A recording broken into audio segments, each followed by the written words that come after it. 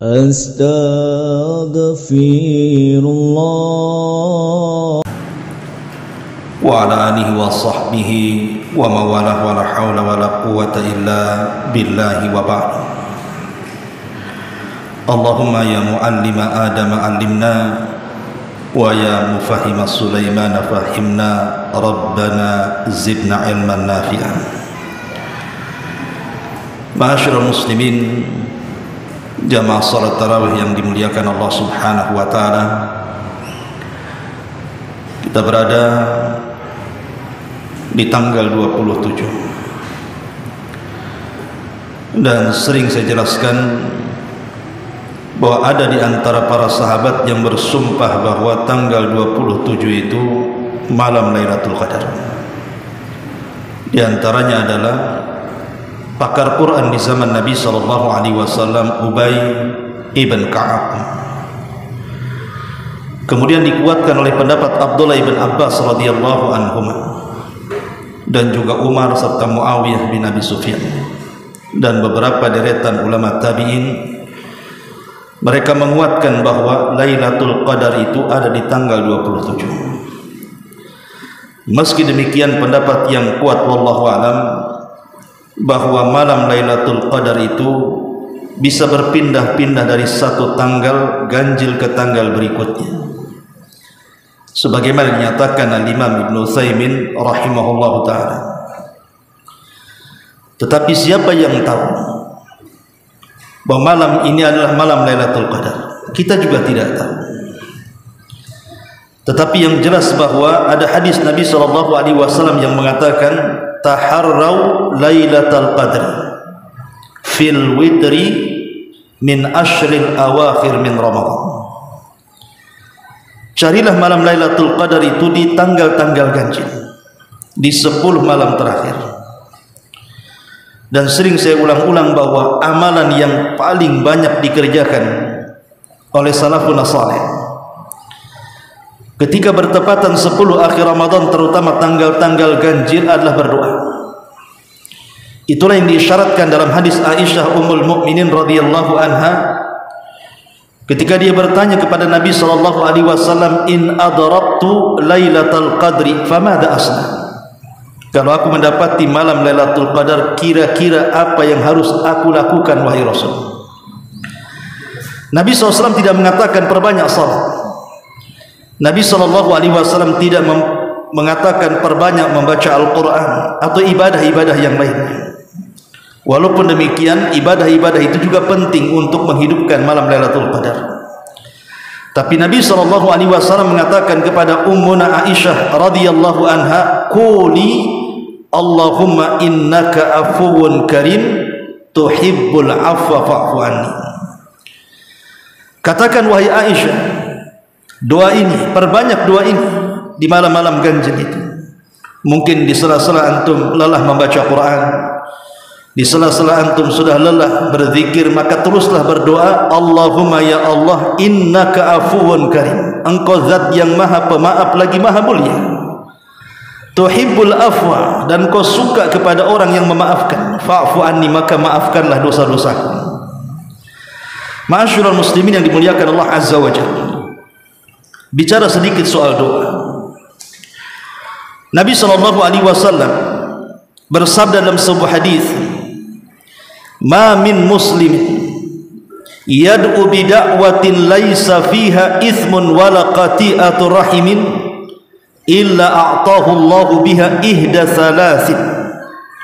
Kata Nabi SAW, tidaklah seorang muslim berdoa dengan sebuah doa apapun, karena di sini menggunakan nakirah, bida'watin, artinya mencakup khairat dunia wal akhirah, baik kita meminta kebaikan dunia kita ataupun akhirat kita.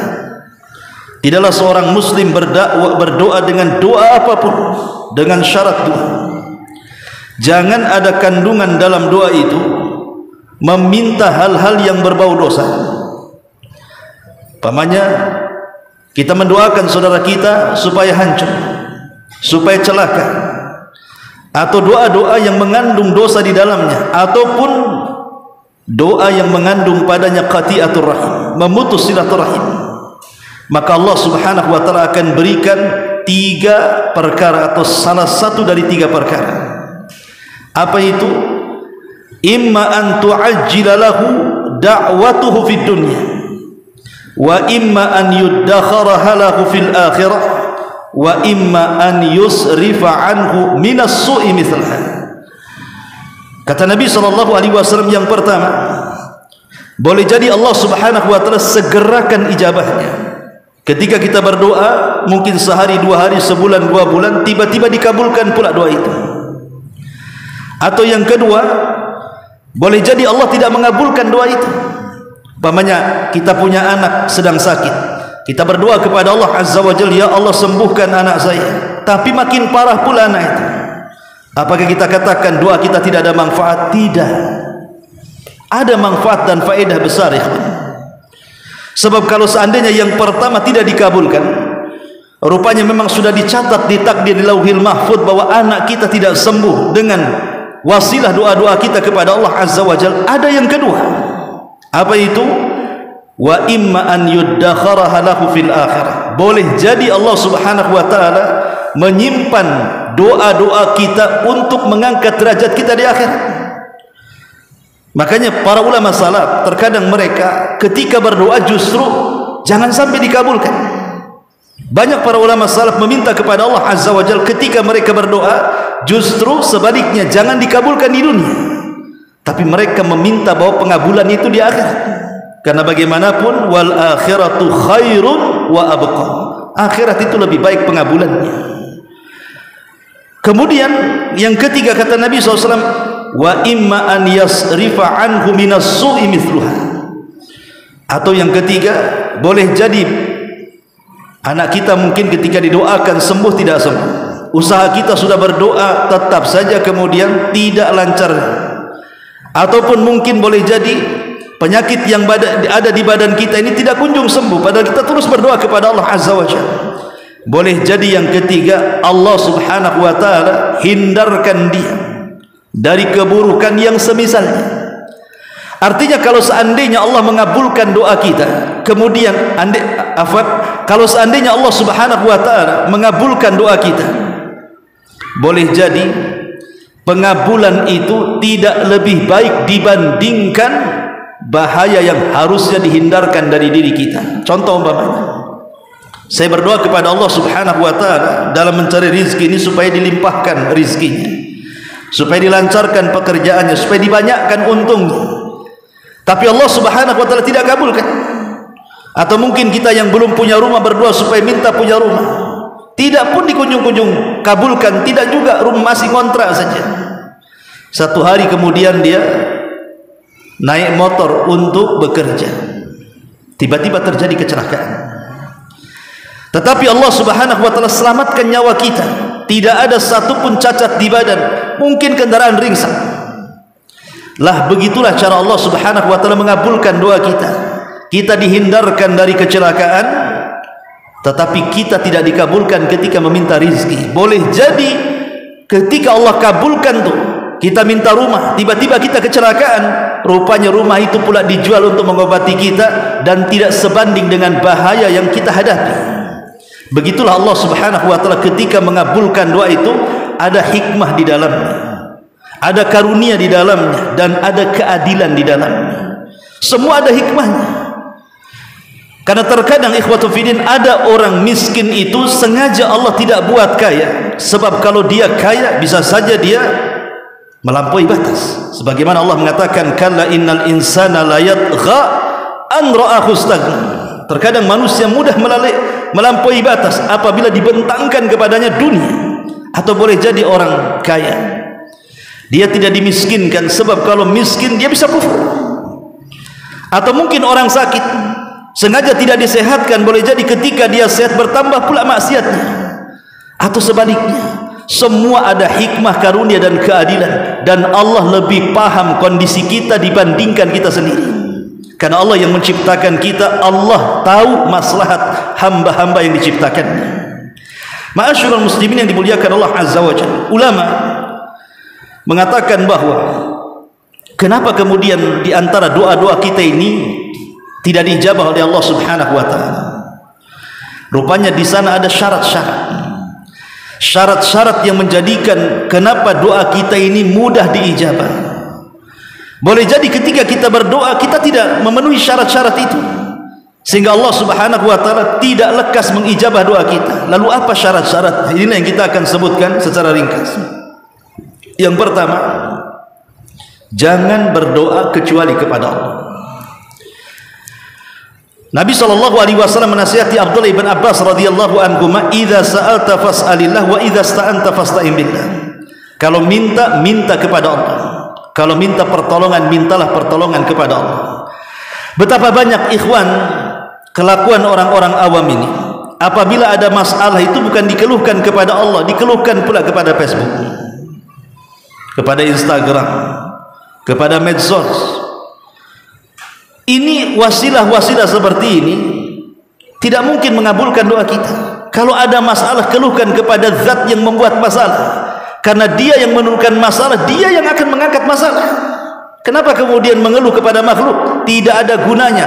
Seandainya satu dunia akan mendatangkan manfaat kepada kita, kalau Allah tidak catat, tidak mungkin terjadi manfaat itu, karena semua ditakdirkan Allah Azza wa Jalla. Minta kepada Allah, ini yang pertama. Yang kedua, an yatawassal ilallah bi ahadi anwa'it tawassul al-masyhur. Bertawassullah kepada Allah Subhanahu wa taala dengan tawasul yang disyariatkan tentunya. Seperti apa tawasul yang disyariatkan? Bertawassullah dengan nama-namanya dan sifat-sifatnya. Dan itu yang dilakukan Nabi sallallahu alaihi wasallam. Cari nama-nama ismul azam, nama-nama Allah yang agung, sebut dalam doa kita. Seperti ya Hayyu ya Qayyum, ya Rabb, ya Allah, Allahumma, dan begitu seterusnya. Karena itu bentuk tawasul dalam berdoa. Yang kedua, tawasul dengan amal saleh. Makanya kenapa Rasul sampai mengatakan la tahqiranna minal ma'rufi syai'ah, jangan remehkan sekecil apapun kebaikan. Boleh jadi yang kecil itu lebih diterima dan ikhlas dibandingkan yang besar. Ingat satu kisah dahulu, ada seorang raja ingin membangun masjid dari dananya, dan kalau sudah jadi masjid itu ingin diberi nama-nama dia. Akhirnya kemudian dia kerahkan pasukannya, buat masjid ini dananya, jangan sampai ada satupun orang yang menyumbang kepada masjidku, sebab kalau sudah jadi masjid ini akan aku berikan atas namaku. Akhirnya kemudian dibangunlah masjid itu. Sang raja bermimpi, setelah kemudian masjid itu jadi, kemudian pelang nama dia sudah terpampang di masjid itu, dia bermimpi. Dalam mimpinya rupanya nama dia terhapus dalam pelang masjid itu, dan nama yang tergantikan oleh nama seorang wanita tua. Kemudian dia terbangun kepada mimpinya. Kemudian dia katakan kepada prajuritnya, lihat pelang masjid, masih atas namaku atau sudah atas nama orang lain? Ketika dilihat, rupanya masih atas nama dia. Alhamdulillah, hanya sekedar mimpi. Besoknya bermimpi dengan mimpi yang sama. Kemudian dia utus lagi prajuritnya, tetap masih pelang atas nama dia. Sampai 3 kali dia bermimpi. Akhirnya dia ngomong sama prajurit, cari nama wanita itu yang mengganggu mimpiku. Jangan-jangan ada uang dia yang masuk ke masjidku, aku akan kembalikan. Dicarilah wanita itu. Rupanya wanita itu wanita tua, wanita miskin, wanita fakir. Dipanggil di hadapan sang raja. Kemudian kata khalifah ini, kata sang raja ini, wahai ajuz, wahai wanita tua, sebutkan berapa uang yang kau berikan kepada masjidku, aku akan kembalikan. Boleh jadi kau memberikan kepada salah satu tukang bangunan yang aku suruh membangunnya. Kata wanita ini, wahai khalifah, boro-boro aku akan menyumbang masjidmu yang indah, yang megah. Aku selalu jalan di hadapan masjidmu, aku puji masjidmu, tidak ada satu dirham pun masuk ke masjidmu. Demi Allah, dia bersumpah-sumpah dia tidak pernah menyumbang. Kemudian dia teringat, tapi aku pernah menolong salah satu kuda. Di situ ada kuda yang digunakan untuk mengangkat material bangunan. Kuda itu terikat. Di depannya ada tempat minum. Kemudian kuda itu mau minum tetapi tidak bisa. Kenapa? Karena kakinya tidak sampai ikatannya itu. Akhirnya wanita itu lewat di situ, kasihan kepada kuda yang kehausan, kemudian dilepas. Akhirnya kuda itu minum dan terselamatkan dari kematian. Dari sini kata sang raja, subhanallah, engkau melakukan hal ini dengan ikhlas sementara aku lakukan dengan riya. Kemudian sang raja mengatakan, sang khalifah ini mengatakan, hapus namaku, kasih nama wanita ini, karena dia lillahi ta'ala, memang berinfak untuk Allah azza wa jalla. Terkadang amalan kecil itu pula yang diterima. Lah amalan-amalan kecil ini jangan pernah diremehkan, karena bisa saja amalan-amalan kecil itu justru kita bisa gunakan untuk tawasul. Karena tawasul itu kan dengan amalan yang paling ikhlas yang pernah kita lakukan, sebagaimana kisah 3 orang yang terjerembab dalam gua. Semua bertawasul dengan amal saleh, akhirnya terselamatkan dari gua. Kemudian yang ketiga, bertawasul dengan orang saleh. Walaupun ini menjadi khilaf para ulama. Ketika kita datang kepada orang saleh meminta doa, sebagian ulama mengatakan makruh hukumnya, tapi ada yang mengatakan tidak boleh, dan hukumnya hanya boleh saja, jawaz. Kenapa? Karena bagaimanapun sebaik-baik doa adalah doa yang kita panjatkan sendiri, bukan doa yang kita minta orang berdoa untuk kita. Makanya ulama hanya menghukumi boleh saja, masyarul muslimin, tapi ini boleh untuk tawasul. Dari sini kita tahu bahwa syarat yang kedua kalau ingin cepat dikabulkan, bertawasullah dalam berdoa. Ini yang kedua. Yang ketiga, tajannubul isti'jal, jauhi kata-kata yang menunjukkan ketergesa-gesaan kita berdoa. Dengan cara apa? Dengan cara dia mengatakan da'autu rabbi falam yastajib.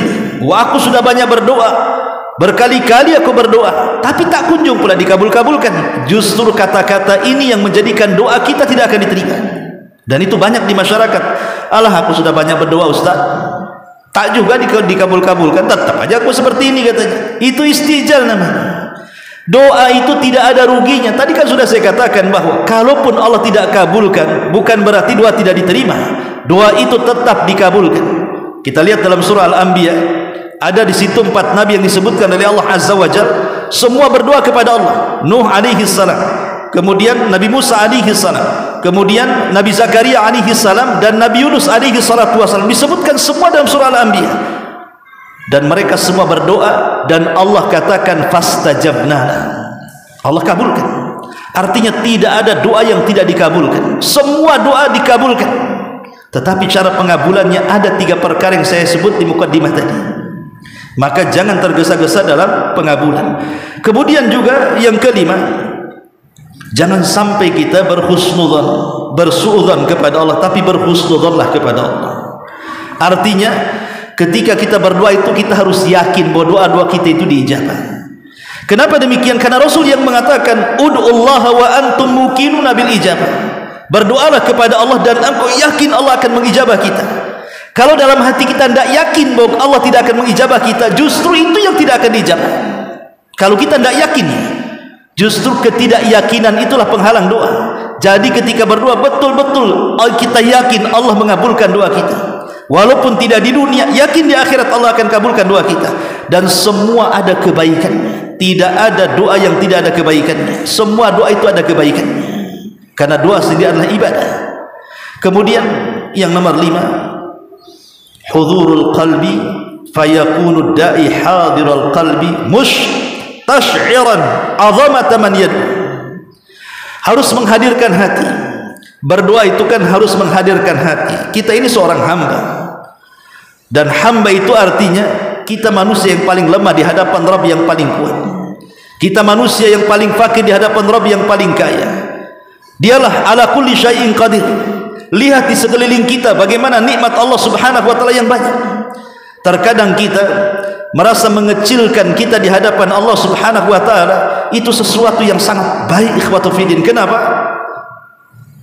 Walillahi masalul a'la. Terkadang kita memberikan proposal kepada orang untuk supaya orang itu memberikan sesuatu kepada kita. Kita menghinakan diri di hadapan manusia, memuji-muji dia. Terkadang ya sok gimana, lemas, kemudian juga badannya muka-muka kasihan kan, supaya dikasih kan. Kenapa kepada makhluk saja kita mengemis seperti itu, tapi kita tidak bisa mengemis kepada Allah subhanahu wa ta'ala? Padahal nikmat Allah subhanahu wa ta'ala itu sudah banyak Allah berikan kepada kita. Sampai ada seorang laki-laki datang kepada Ibrahim ibn Adham, mengeluhkan soal usahanya, asyik bangkrut saja. Kata Ibrahim ibn Adham, bagaimana kalau seandainya lidahmu kau potong, aku beli 100 dirham. aku beli 100 dirham. Kata dia, tidak mau ya Syekh. Kalau begitu congkel matamu, aku beri 100 dirham juga. Dia mengatakan, tidak mau ya Syekh. Kalau begitu potong tanganmu, aku beri 100 dirham. Enggak mau Syekh. Kalau begitu cabut otakmu, aku beri 100 dirham. Semua anggota badannya disebutkan. Kata Ibrahim bin Adham, sungguh engkau itu kaya karena banyak dirham yang ada di badanmu. Terkadang kita lupa bahwa nikmat Allah Subhanahu wa taala itu banyak Allah berikan kepada kita. Makanya kenapa Allah mengatakan wa fi anfusikum afala tubsirun. Kemudian juga di antara syarat doa yang disebutkan para ulama adalah al-i'tirafu bidzambi wal isti'aru minhu wal i'tirafu bin ni'mati wasyukri 'alaiha. Akui kita ini banyak dosa seperti Nabi Adam. Ingat doa Nabi Adam pertama kali berdoa kepada Allah Azza wa Jalla, mengakui dosa-dosanya kan, Rabbana zalamna anfusana. Itulah doa Nabi Adam, ya Rabb kami menzalimi diri kami. Jadi ingat dosa dulu, minta kepada Allah Subhanahu wa taala supaya kita diampuni dosa-dosanya. Jadi di sini di antara syaratnya adalah akui kita ini hamba yang banyak dosanya. Setelah itu mintalah ampun kepada Allah Subhanahu wa taala. Setelah itu baru kita meminta sesuatu kepada Allah Subhanahu wa taala. Dan yang terpenting ini malam Lailatul Qadar. Wallahu a'lam, mudah-mudahan. Karena bagaimanapun tanggal-tanggal ganjil itu bisa saja itu malam Lailatul Qadar dan bisa saja ini malam Lailatul Qadar, siapa yang tahu? Oleh karena itulah maka ini di antara auqatul ijabah namanya, waktu-waktu ijabah. Karena di antara doa itu kenapa cepat dikabulkan? Bukan hanya lafaz doanya, bukan hanya sekedar orang yang berdoanya, tapi juga ketika bertepatan dengan waktu dan tempat-tempat berdoa, terkadang perkara itu yang bisa mempercepat pengabulan doa. Seperti mamanya doa di antara azan dan qomat, itu kan mustajab tuh. Doa di hari Jumat di antara dua khatib ketika berkhutbah, di antara selang-selang dua khutbah, ada yang mengatakan setelah asar sampai waktu ghurub atau waktu maghrib, itu juga mustajab doa. Lah salah satunya juga sepertiga malam akhir. Coba kalau kita bisa gabungkan, sepertiga malam akhir itu waktu mustajab, malam Lailatul Qadar itu waktu mustajab, kita gabungkan tuh, berarti mustajab luar biasa. Dan doa yang harus kita doakan seperti yang tadi imam juga menyebutkan dalam kunut witir, Allahumma innaka afuwun karim tuhibbul afwa fa'fu anni. Inti kandungan doa yang diajarkan Rasul kepada Aisyah ini adalah meminta ampunan kepada kita supaya Allah mengampuni dosa-dosa kita dan menghilangkan dosanya. Karena al-afu berbeda dengan kalimat istighfar. Kalau istighfar itu sering-sering saya ulang-ulang, Allah Subhanahu wa taala menutupi dosa-dosa kita di dunia dan Allah tidak akan mengazab dosa-dosa kita di akhirat, tapi dosanya masih ada pada diri kita. Tapi kalau kalimat afu itu betul-betul dosa kita dihilangkan. Seperti orang yang baru pulang dari haji, kayaumin waladathu ummuhu, seperti anak yang baru dilahirkan, tidak ada dosa kan anak itu. Dan itu Nabi SAW mengatakan, man qama Ramadan, man qama lailata qadrin imanan wahtisaban, ghufira lahu ma taqaddama min dhanbi.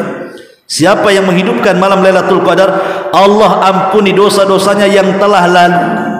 Artinya kalau memang malam ini adalah Lailatul Qadar, kemudian kita meminta ampunan kepada Allah dan Allah ijabah, maka besok itu kita tidak punya dosa lagi. Itu maksudnya. Ini luar biasa ikhwan. Memulai dari awal lagi, seperti bayi yang baru dilahirkan, kalaupun Allah takdirkan kita meninggal, berarti meninggal tanpa dosa. Dan ini sesuatu yang luar biasa, keistimewaan yang diajarkan para ulama. Dan sebagai faedah terakhir, sering saya ulang-ulang bahwa Ramadan secara umum adalah syahrul doa, bulan tempatnya kita berdoa. Berdoa apa saja ikhwan, baik ketika antum di masjid, baik ketika di rumah, baik ketika di pasar, baik ketika di jalan, baik ketika di kendaraan, baik di keramaian, baik di sendirian, berdoalah kepada Allah. Kan doa itu banyak, meminta kebaikan kepada diri kita, kepada orang tua kita, kepada anak-anak kita, kepada istri kita, kepada tetangga kita, kepada kaum muslimin, meminta agar usaha kita baik, halal, meminta agar badan kita disehatkan, atau lebih daripada itu meminta akhirat, meminta surga, meminta kenikmatan, dan begitu seterusnya. Doa ini banyak ikhwan. Dan ini waktunya berdoa, karena ayatul istijabah doa itu, ayat tentang pengabulan doa itu ada terselip di ayat-ayat yang bercerita Ramadan. Wa idza sa'alaka ibadi anni fa inni qarib ujibu da'watad da'i idza da'an falyastajibu li wal yu'minu bi la'allahum yarshudun. Ayat ini terselip di antara ayat-ayat Ramadan. Apabila hamba-hambaku bertanya tentang aku ya Muhammad, katakan aku dekat. Aku yang mengabulkan setiap doa orang-orang yang berdoa kepadaku. Fal yu'minu, berimanlah kepadaku. Di sini Allah Subhanahu wa taala menyebutkan ayat doa ini terselip di ayat-ayat Ramadan. Artinya para ulama mengatakan Allah itu dekat di Ramadan atau di luar Ramadan, tapi di bulan Ramadan, terutama di tanggal-tanggal ganjil, itu lebih dekat lagi dengan hamba-hambanya. Maka ini waktu yang tersisa dari ujung Ramadan, hanya tinggal beberapa hari saja. Jangan terlewatkan Ramadan begitu saja. Perbanyaklah doa kepada Allah Subhanahu wa taala untuk khairat dunya wal akhirat, kebaikan kita dunia kita dan akhirat kita. Wallahu a'lam. Dan nasihat singkat bermanfaat. Subhanaka wa bihamdika asyhadu an la ilaha illa anta astaghfiruka wa atubu ilaik. Allahu taala alam. Assalamualaikum warahmatullahi wabarakatuh.